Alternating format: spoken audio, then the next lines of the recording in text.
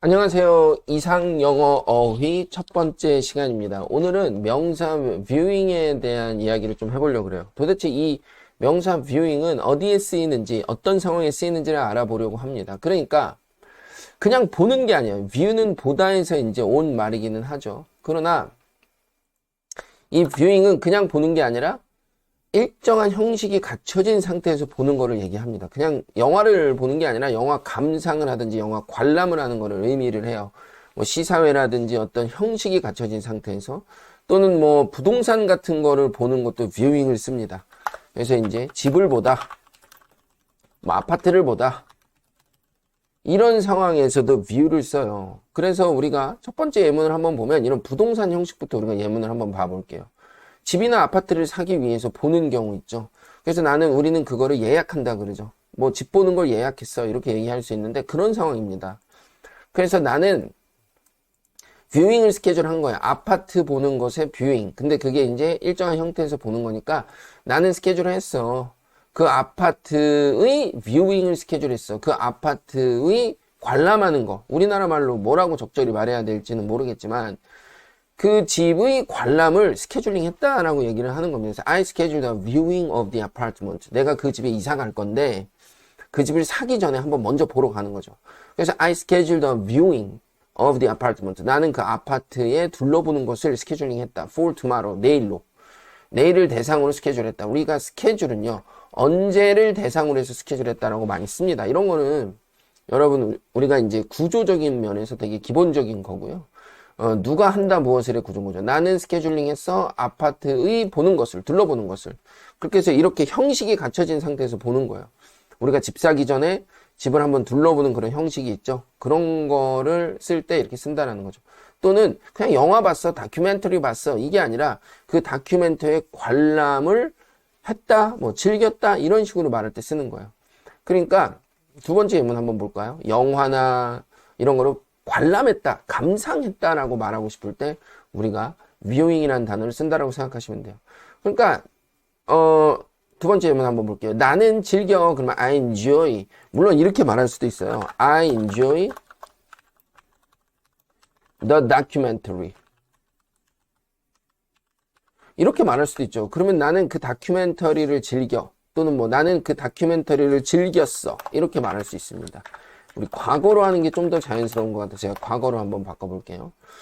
I enjoyed the documentary. 나는 그 다큐멘터리를 즐겼어. 이러면 돼요. 근데 I enjoyed the viewing of the documentary. 이런 식으로 말을 하면 viewing을 즐겼다는 거야. 감상을 즐겼다는 거야. 다큐멘터리의 감상 또는 다큐멘터리의 관람을 즐겼어. 이렇게 일정한 형식이 갖추어서 보는 거를 표현할 때 viewing이라는 명사를 쓴다는 겁니다. 그리고 조금 더 하나 특이하게 알아둘 거는 장례식에서 장례 행사를 하기 전에 가족들끼리 모여서 고인을 보는 거죠. 고인의 어떤 시신을 본다 그럴까요? 그것을 볼 때, 그런 행사를 할 때 이제 viewing을 쓸 수 있어요. 이건 좀 특별하게 알아두시면 됩니다. 그것도 역시 일정한 형식이 갖춰진 상태에서 보는 거를 얘기를 하는 거기 때문에 이렇게 쓰는 건데요. 그래도 상황도 특이하니까 우리가 조금 알아두시면 좋죠.